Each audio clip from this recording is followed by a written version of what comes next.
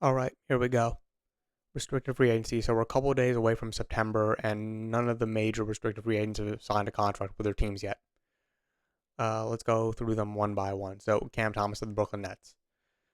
So far, according to reports by Jake Fisher, which most of my information is coming from him, the Nets have offered Cam a 2-year, $28 million deal with a team option in the second year. So amongst all the restricted free agents, he is the one that is most likely to take the qualifying offer.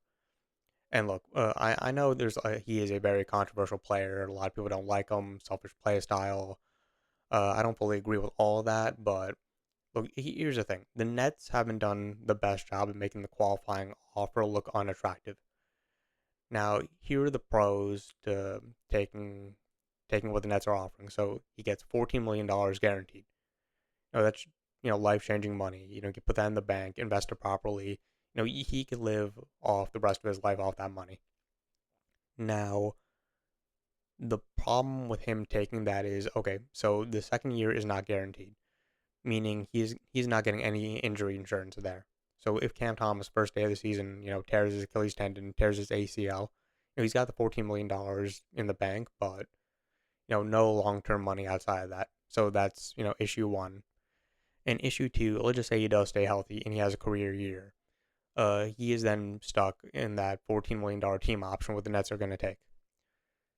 So he's pretty locked in there. The second year lack of team control is like the big concern with him taking what the Nets are offering. Now there is the qualifying offer. So here are the pros to the qualifying offer. He gets control. 2026 he'll be an unrestricted free agent. He'll have all the leverage. The concern, and he has a no trade clause. So the Nets can't trade him without his approval. So he can control his destination.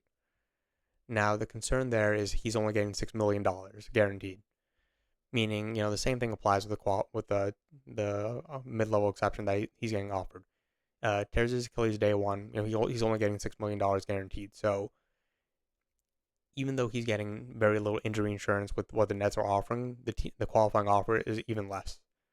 So that's the calculus you have to take. Now, if I'm his representation, I'm thinking you need to make sure there is a market for Cam Thomas next year. Now, part of that is on him. He has to stay healthy and he needs to expand his game. And look, I think we all agree he's never going to be like Chris Paul when it comes to passing the ball, but he could average more than 3.8 assists. If he could get to 4.5 or 5, then I think he will kill a lot of the narratives around him as being a lack of a passer. And the scoring, look, last season he averaged 24 points per game on 58% true shooting, so he is relatively efficient on the volume he takes. And look, he is most likely to take the qualifying offer. I expect him to take the QO, barring any last minute changes with the Nets offering him. If he could get a little bit more guaranteed money in the first year of that offer, then I think he takes what the Nets are offering. If they offer him 2 years, $40 million, I think he takes that.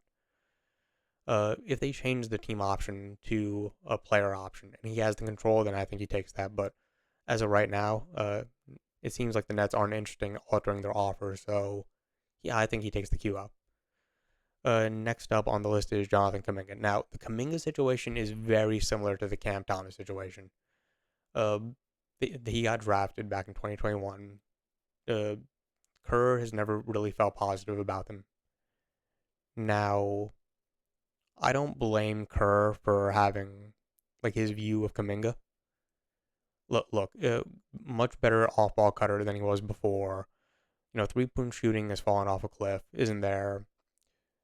Really not good court vision. Typically speaking, look, if Kuminga drives, if he can't make it to the rim, it's going to be a pull-up mid-range shot. Defensively, look, he has all the tools. He's got the size and the athleticism to be a good defender, but the discipline isn't there yet. There's still some off-ball weaknesses. The on-ball stuff still needs work. I don't know. It's tough because he is actually getting real offers. Like the Suns and the Kings are very interested in Kuminga. I believe it was reported by Shams that the Suns were ready to offer him 4 years, $90 million, but the Warriors need to approve it because he's restricted. Now, right now the Warriors are offering him 2 years, $45 million. Similar structure as Cam Thomas. First year guaranteed, second year not guaranteed. Now, the qualifying offer is actually painful for him because look, he's getting a little bit more guaranteed money with his QO compared to Cam, $8 million. The problem is, again, no injury insurance, and he is turning down about $14 million more of guaranteed money if he takes the Warriors offer. Now, again, it's been reported by Fisher that Kuminga just wants to go to a different team. He wants a starting role. He wants to feel respected. And look, I can't blame him for that. It feels like the Warriors have always treated him like a trade piece instead of a real player. And frankly, look, I have no problem with Kuminga wanting to go to a different team and trying to play out his career and really see what he could do. But as of right now, look, I don't understand it. There is a huge disconnect between what the front office thinks of Kuminga and what Steve Kerr thinks of Kuminga. Look, hopefully, I hope he gets signed and traded to the Kings or the Suns, but it looks like either he is more likely to take what the Warriors are offering him. And, there is a chance he takes the QO because he feels that slighted, but frankly, I don't know. It's hard to tell. It is really a difficult situation here. All right, Giddey. So Giddey to me is the restricted free agent that is the most delusional here, because the Bulls are actually offering him a respectable offer. Look, 4 years, $80 million, as reported by Fisher. That's a lot of money. 4 years, $80 million, $20 million AAV. They could try squeezing him for less. They could offer him, $15 million a year, and no other team could offer him more. But they're choosing to do right by him. They're giving him a guaranteed contract. And look, the reports say Giddey wants $30 million. Look, he's not worth 30. And look, he's a good player.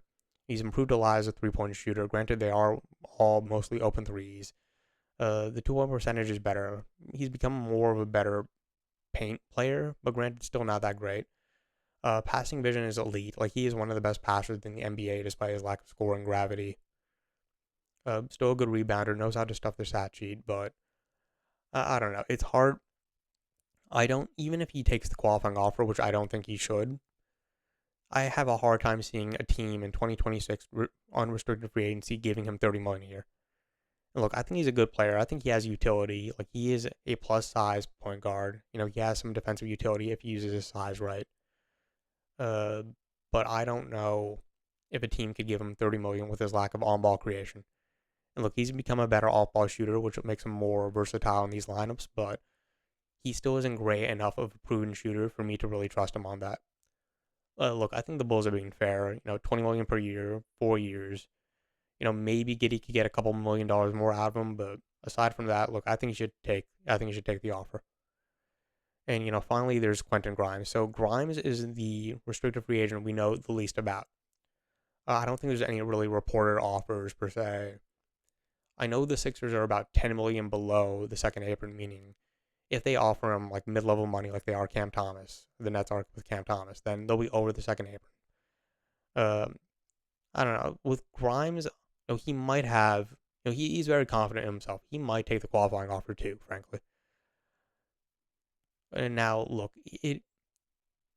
him taking the QO might be the most risky, frankly, because, unlike with someone like Cam Thomas, who's going to have a real role on the Nets next year because of the lack of talent, the Sixers have so much talent.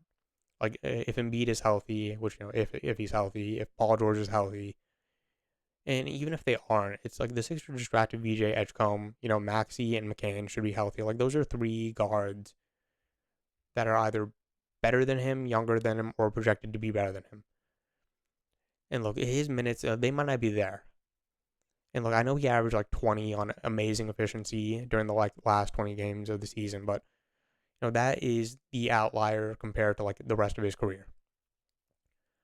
I don't know. With him, he might have to take whatever the guaranteed money the Sixers are offering. Now, if they're offering him, $10 million, 4 years, $40 million, then yeah, I'd say no to that. I would risk the qualifying offer.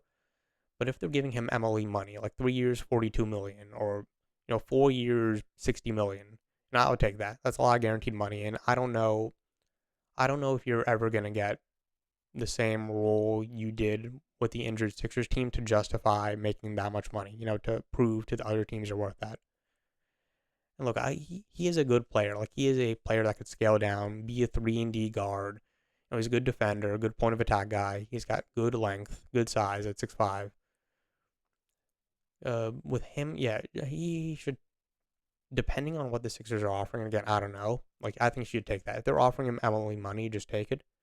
If they're going 10 million or below, then yeah, I consider taking the qualifying offer. And look, final note, I think it's kind of insane that all these restricted free agents are still unsigned, and we're a couple days till September. Like, training camp is like 3-4 weeks away. The preseason is going to be 5 weeks. It is historic that these guys are not signed yet. And look, I know NBA fans are going to like hate on these players, say they're not good enough, yada yada. But look, they're all young enough and talented enough to show that, hey, they are good players and with plenty of upside. And look, these guys aren't worth maxes. They aren't worth 30 million. They aren't even worth 25. But they are worth anywhere between 18 to 23 million dollars per year.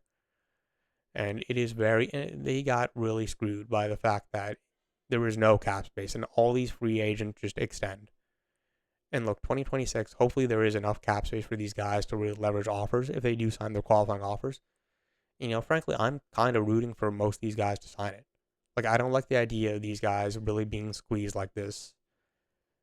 And look, I hope their teams offer them a bit more money to justify them not taking the qualifying offer. But if they don't, if they're really going to stand pat on this, then yeah, I expect them to take their QOs. And look, if 3 of these guys end up taking their QOs, that would be historic because over the last 10 years, only 5 players have signed the qualifying offer. To nearly double that number, it would be insane if all 4 of them sign it. And look, I hope because, I think the rest of the league is looking at this restricted free agency and realizing, oh, hey, we could really squeeze these guys. Because with restricted free agency, what people don't understand is that it is hard to give someone a big offer because it ties up your cap space. Like, that's why Austin Reeves didn't get an offer from the Spurs a couple years ago when he was a restricted free agent. Theoretically, they could have offered him like 4 years, $100 million, but the Lakers would have matched that, and the Spurs would have tied up all their cap space for no reason. And look, I think what's happening right now is certain guys haven't gotten their extensions yet. Like the 2022 guys, like Ivy hasn't gotten his extension yet. And look, granted, that could just be injury, but I feel like we are seeing less contract extensions early because teams realized, oh, we could just wait until restricted free agency and just have all the leverage, and if we damage the relationship, so be it. And look, I hope all these guys take their qualifying offers so it could really set the precedent that, oh, hey, you can't squeeze these guys that much and expect them to just sign whatever you give them. There has to be some negotiation, even though there technically isn't any other teams for them to sign to. I mean, look, a couple of days till September. Hopefully this gets settled, but frankly, with the way things are going, it's probably going to be the day before training camp or the day before the regular season starts before any of these guys sign any type of contracts. All right, that's the video. Thanks for watching.